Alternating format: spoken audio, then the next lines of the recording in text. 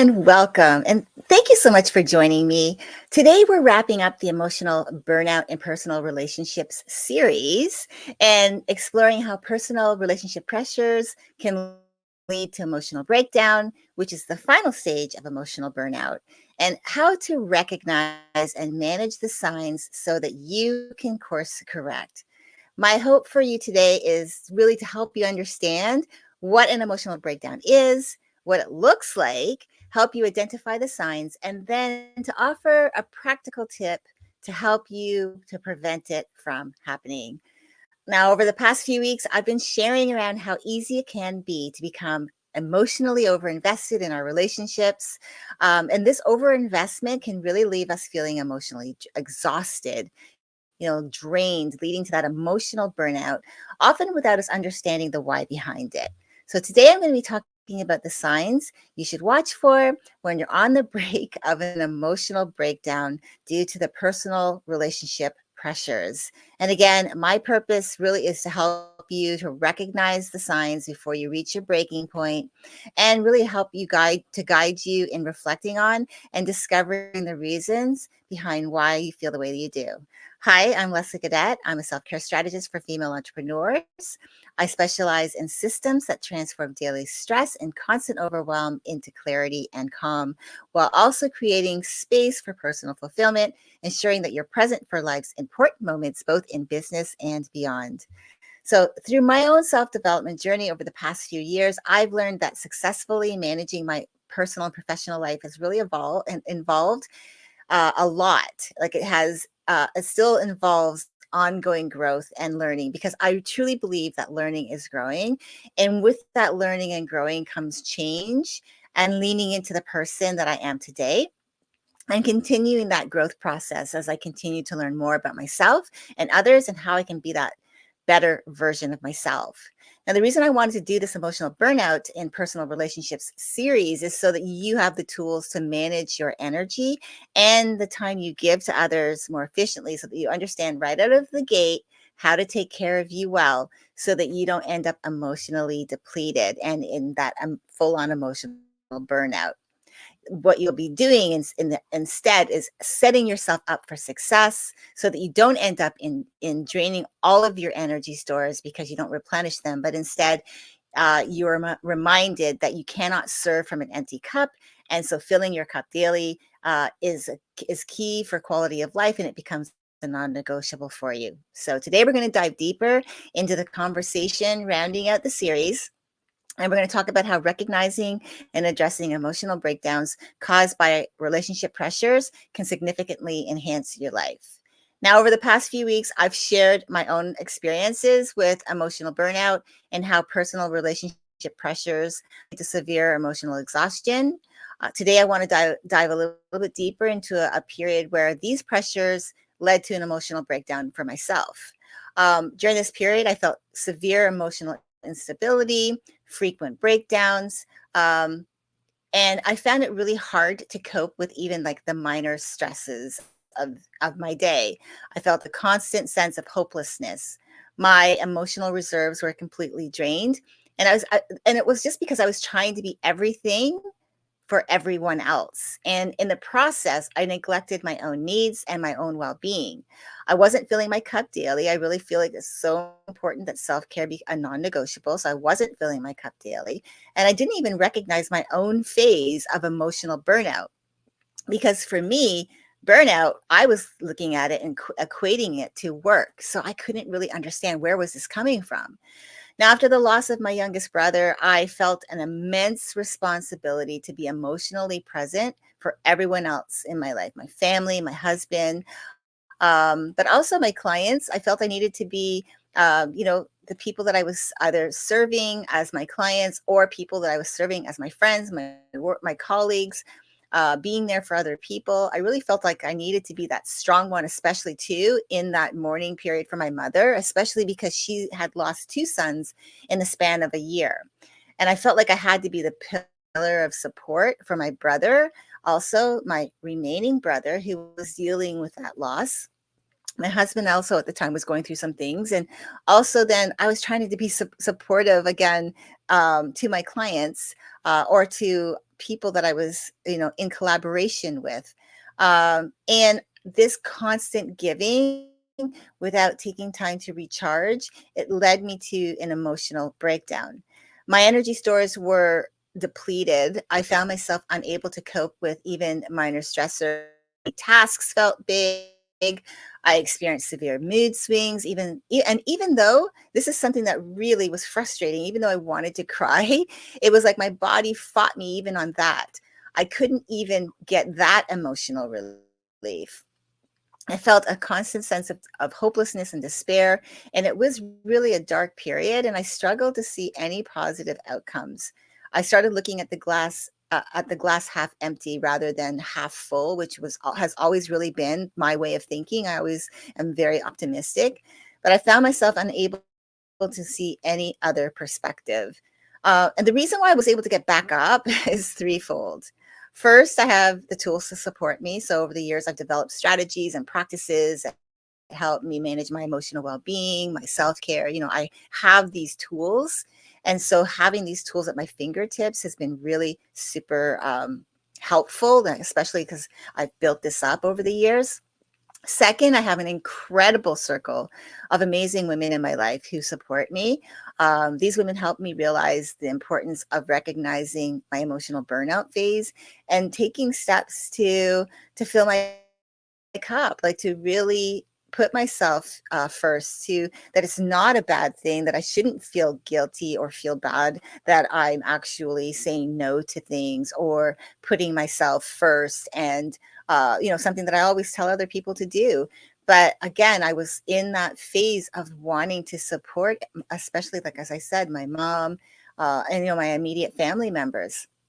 And so it was really important to me, and it was really great having these women in my life to remind me of this. Because I truly believe that that's part of the self-care toolkit, that you have at your fingertips, is the people in your life that support you, your supportive community. And third, when I finally admitted to my husband what I was going through and how I was feeling, he was an incredible source of comfort. And he helped me realize that I needed to take more time for me and taking care of me. So this experience really taught me the importance of acknowledging my emotional breakdown and addressing it. It reminded me that community is so important to get that support when you're down. And because, again, I was so used to supporting others that I forgot to let them in to support me. So I was able to recover and rebuild my emotional strength. And I'm not going to lie, it's been a journey, but with the right tools and support, it's really possible to overcome even the most challenging of emotional breakdowns.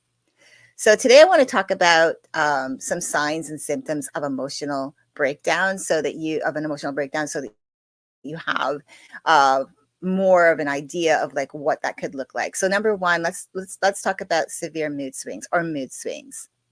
One of the early signs of an emotional breakdown is when you start to really experience that your mood starts to swing, like from like your 1 minute you're great, next minute you're not, like really quick on a dime. You find yourself swinging between intense highs and lows without any clear reasons. And these types of mood swings can disrupt your daily life, making it really difficult to maintain stability. They strain your relationships, because others may find it hard to predict your emotional state. Again, nobody can read your mind, but they can find it hard to predict your emotional state. Even you will find it hard to predict your emotional state. When you do recognize it and you address your mood swings, it really can help you stabilize your emotions. But it will take work to do this, because when you find yourself at this stage of emotional burnout, it's not about turning on a dime and really being able to like just say, oh, flipping the switch just like that. It's really about getting the help that you need through your community, through your circle, through you taking time for yourself away from the stressors, so you can really start to heal. Because it's so important that you make yourself a priority, so that you can start to feel better about yourself, so you can get back to hopefully you're living a quality of life, right? And you want that. It's also being honest with yourself that you're moody, and allowing yourself to get to that root cause of it. When you take the time to get to the root cause of your mood swings, it's going to help you to get a better handle on the why behind it, and help you to not be so reactive. And in so doing, it can lead to more balanced interactions with the people in your life, improving the relationships. But the one relationship also that I really want to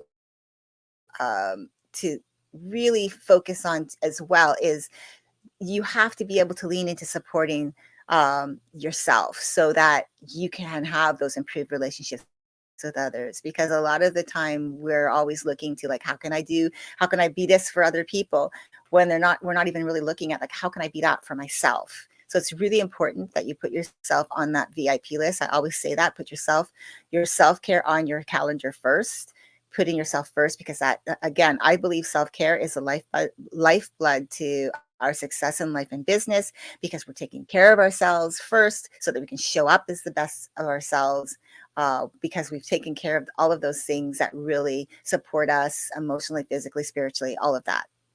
So number two is the inability to cope with everyday stressors.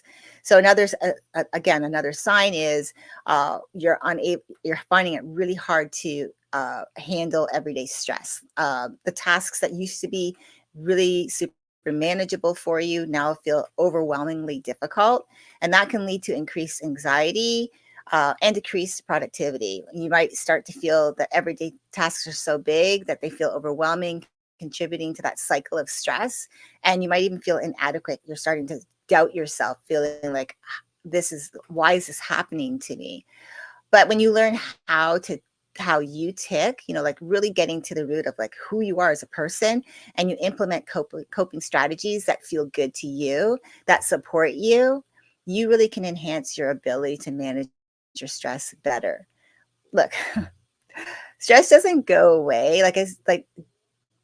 It doesn't just magically just disappear. There's going to be stress in your life. There are actually some healthy forms of stress that are meant to keep you focused and motivated. But what I'm talking is about when you find yourself in a state of emotional burnout, any stress at all is going to feel daunting, it's going to feel challenging. But when you learn to cope and you learn coping strategies that feel good to you, that support you, that you have those things in place, like I said, having that community, that circle of people in your life, and you have tools and strategies, to really enhance quality of life for you.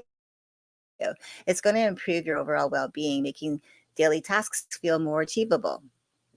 Now, the third one is a constant feeling of hopelessness, which is a major indicator of emotional breakdown, because this is where you might find it hard to see anything positive, or the solutions. You will be focusing on the problem rather than seeing like how can I find the solution. You might have been like I was saying, like I'm a glass half full type of person, but now you suddenly find yourself feeling like the glass feels empty a lot. You might become less optimistic, believing that there's no hope for change, and that this could be in part that the person in your life that you're supporting, especially if you're giving your all to someone else, supporting them, or even a grouping of people, that they don't appear to be receptive to the positives of life, and they're stuck in that negative state of being, which feels like you're stuck, being dragged down and alongside them, and that you're stuck in that negative state of being. So when you get to this place, it really can feel like there's no way out. And in that state of mind, hopelessness can lead to that lack of motivation, withdrawal from activities, maybe isolating yourself from other people, from your friends, from your family, creating a barrier to seeking help or finding joy in life. Because a lot of the time, and I can speak from experience, you could be feeling like, I just don't want to tell people how I feel because I don't want to be judged. But you're automatically thinking that they're going to judge you, and it's not necessarily the truth, but it's how you're feeling. So this is where it's really crucial that you lean on your supportive circle. Again, community is really, really important, and ask for help so that you can address these feelings, so that you can restore hope. Now, asking for help is not a sign of weakness, because getting that support encourages your engagement with your life and can motivate you to make positive changes. Also, one of the things that you can look at is when you're asked for help, it's opening yourself up to other people's perspectives, and maybe getting an idea, having an aha moment through someone else's look through someone else who's looking through a different lens at what's going on with you in your life, because they're not in it, you are, right?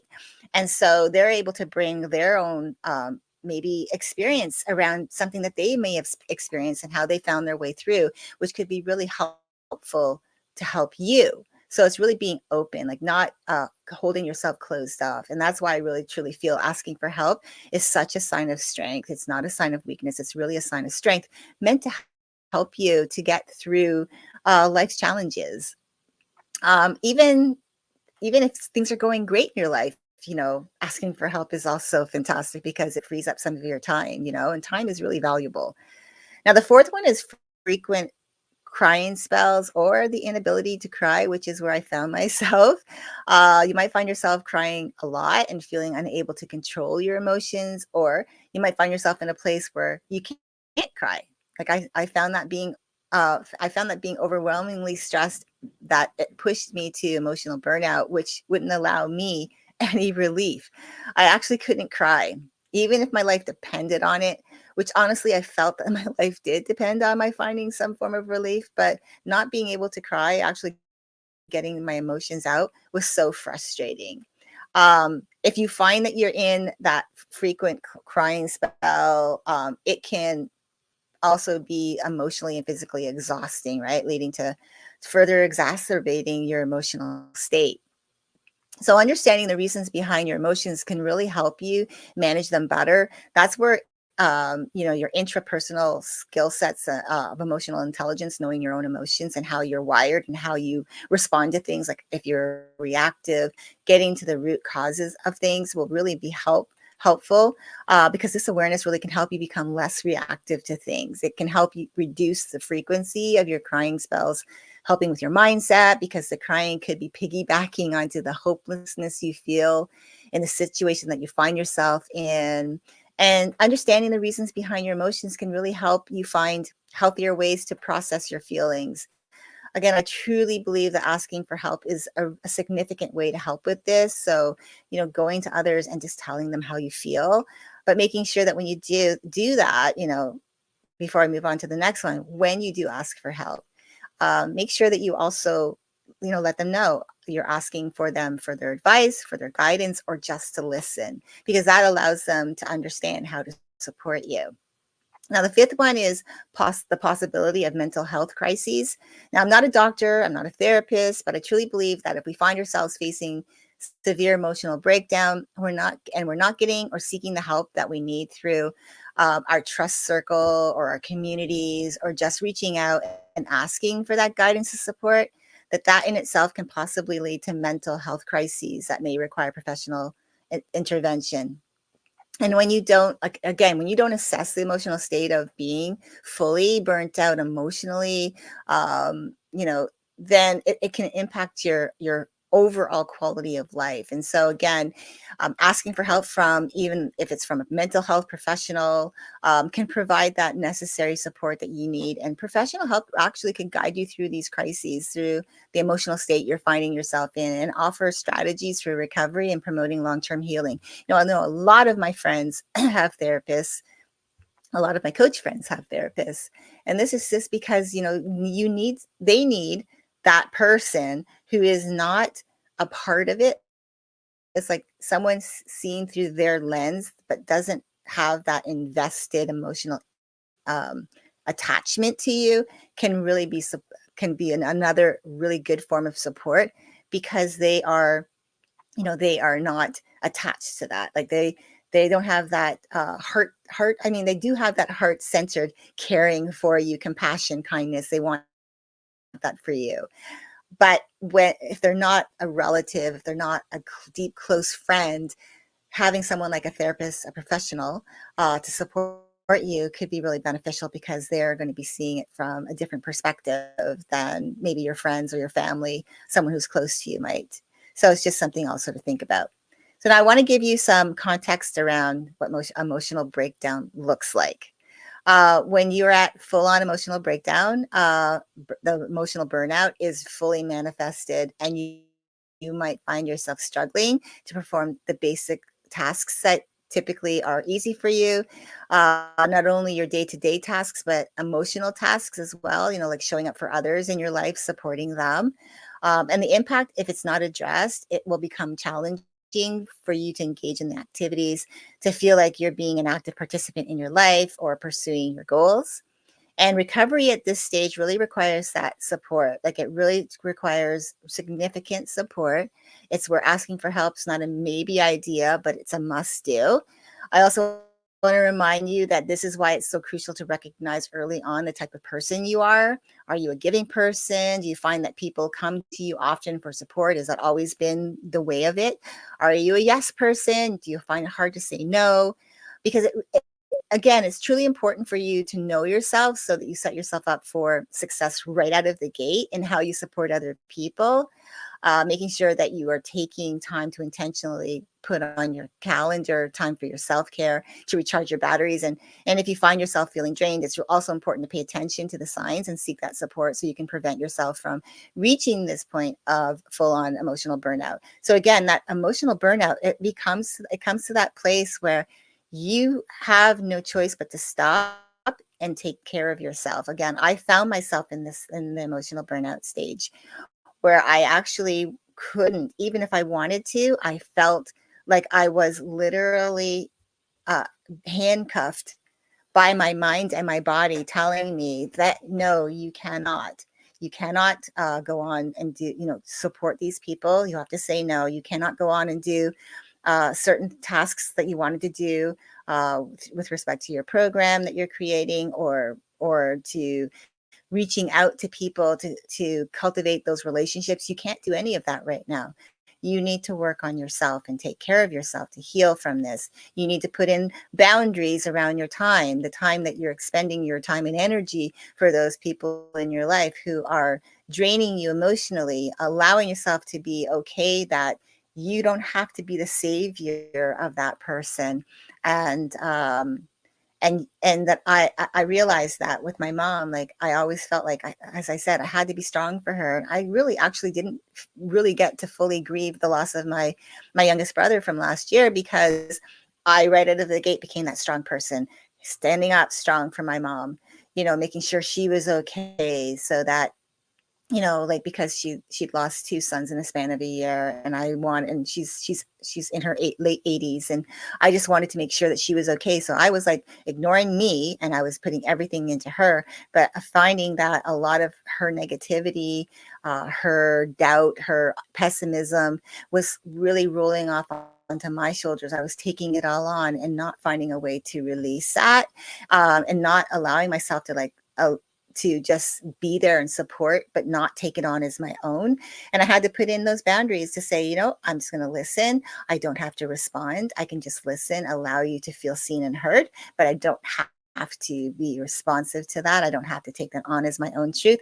I don't have to take that on as something that is that I have to carry. And I had to learn that. And so again, from personal experience, it's not a fun place or not a fun state of mind to find yourself in this emotional burnout stage. So that's really why I've been coming to you for these past few weeks about emotional burnout and going through the stages, because I really truly want you to be able to recognize the signs of first knowing who the type of person you are. Again, like, are you a giving person? Do you find yourself saying yes all the time? Do you find it hard to say no? And understanding, like, do you take other people's emotions on, their burdens on, as your own? Like, getting to know who you are so that you can actually course correct that and say, no, I can support, but I don't have to take those burdens on as my own. So it's really important. That's why I'm going live to you these past few weeks, to really help you. This is why I'm doing this. Like, I wanted to be able to help you to really understand what this is all about, like the stages, so that you can be more aware, self-aware, so you don't find yourself in this place and you can set yourself up for success. So a practical tip for building a strong supportive network is what I want to share with you today, because I believe it can be such an amazing and life-changing self-care tool in your toolbox, to have that supportive community that you can lean on when you're feeling emotionally burnt out. Having that solid support system can be invaluable in preventing an emotional breakdown. And having that reliable supportive network is really crucial for maintaining emotional stability and preventing breakdowns, because they can provide a sense of belonging, reduce the feelings of isolation. You don't have to go it alone, right? You don't have to feel like you're alone in it. And they can offer practical and emotional assistance during those challenging times. They can be that person that you go to for guidance, or just to be seen and heard, so that you feel good about yourself, so that you can actually start to speak out loud what's been going on in your life. And when you can hear it, then you can start making those changes. So like, oh, this is how I've been reacting. This is how I've been showing up. Now, what can I do to actually take back my life? So here's a simple strategy I'd suggest. Well, actually 5 things that I would like to share with you to help you build that support system. So the first one is cultivating meaningful relationships. And this is where you're going to take time to build and nurture relationships with people who uplift and support you. This could be friends, family members, colleagues, who genuinely care about your well-being, and who make that effort to stay connected with you, and that you make that effort to stay connected with them on a regular basis. The second one is seeking help when you need it. Again, this is so important. I've heard many people say that they don't ask for help, and all that does is it keeps you in a state of that you are suffering. But instead, asking for help, when you're struggling, could be like all that you need to order to get yourself course correcting and getting back into that quality of life. So that could mean talking to a trusted friend or a family member about your feelings. Again, maybe seeking professional help from a therapist or a counselor. But when you recognize that you need support and ask for it, know that it is a sign of strength. It's not weakness. And it helps you to get the perspective of someone else that's seeing your situation through a different lens, and could help give you an aha moment that helps you, get you moving forward to healing. And the third one is joining support groups. Um, Again, you might want to join a support group or community where they support around specific areas that you need that support around. So maybe you're that person who's a yes person, and maybe there's a community out there that talks about like how to be able to stand up and be able to say no with confidence, or not right now. Like, my time is important, and being able to honor yourself. That's and so these support groups or communities can be a place where you can share your experiences. You can hear from others who are going through maybe similar challenges as you. And these types of groups can provide that sense of community and understanding, which helps you feel less alone, because I know a lot of the time we feel like we're all alone on an island, but we're not. And so if we can just speak up and get that support from other people who are going through this similar challenges as us, it helps us to feel like we belong, and we're not like all alone. And the fourth one is honesty. So it's being open and honest about with yourself, and also with others. So like, when you do reach out to people, be honest about what you're going through. Be open and honest about what you're going through. Like, vulnerability, I know, is really scary, because you're opening yourself up, and if you feel fear of judgment, that's why you want to make sure that you're reaching out to the right people who support you. But it's really good to have those people in your life that you can be open and honest with, to let them know what you're going through, and sharing your true feelings. That can really help you receive the support that you need and deepen your connection with those people in your life. Now, the fifth one is offering support in return, because it cannot be just a one-way street. Support really is a two-way street. So, be that person who can reciprocate. So be there for others when they need it, because this also can help strengthen your own support network. And when you help others, that can also provide that sense of purpose and boost your own emotional well-being. So this approach is going to help provide a fresh perspective on preventing emotional breakdowns, so that you can, you look at it from the perspective of, I have these 5 tools, like these 5 steps, like cultivate a meaningful relationship, seek help when I need it, join support groups, be open and honest, vulnerable, sharing my truth or your truth, and offer support in return. These are all well-rounded to help you to deal with, especially if you find yourself in or close to an emotional burnout phase. So now, before we wrap up today, I want to encourage you to take a moment to reflect on your own experiences and how they relate to what's been discussed today. So here are some questions to consider. I will make sure to put them in the comments below the video once I'm finished. But these are really going to help you to start thinking about like where you find yourself, if this is where you are, like especially if this is where you might have found yourself a few times, or maybe where you find yourself heading right now. So the first question is, have you ever felt completely overwhelmed by the emotional demands of your personal relationships? Second question is, do you recognize any of the signs of emotional breakdown in yourself? So think about what's been discussed today. Does any of this resonate with you, that maybe you're feeling like this is where you find yourself? The third question, how often do you reach out for support when you're feeling overwhelmed? Do you actually allow yourself to ask for that help, get that support that you need? The next question is, are there meaningful relationships in your life that you can lean on for support? Having the supportive group of people, that trusted circle, really important. If you don't have that trusted circle, you can start building it today. Go into your support groups, go into those communities, start building relationships with people, your family, your friends, whoever that is. Build those connections, start supporting each other, start supporting them, allow them to support you, build those relationships. The next question is, what steps can you take to build and nurture a strong support network? Like what kind of things can you do? Can you start looking on social media or in your local community for groups that are around the types of support that you are looking for? So these are things that maybe you can do. Next question is, how comfortable are you with being open and honest about your feelings with your support network? How are you at being open and honest and vulnerable? Have you ever done that before? Because what I have found through my own personal experience is in sharing what I'm going through, especially I've done it in open groups, in groups of 50 and more. I've done this multiple times. What I found with that was twofold. Number one, it allowed me that relief, and I got support from the community that I was a part of.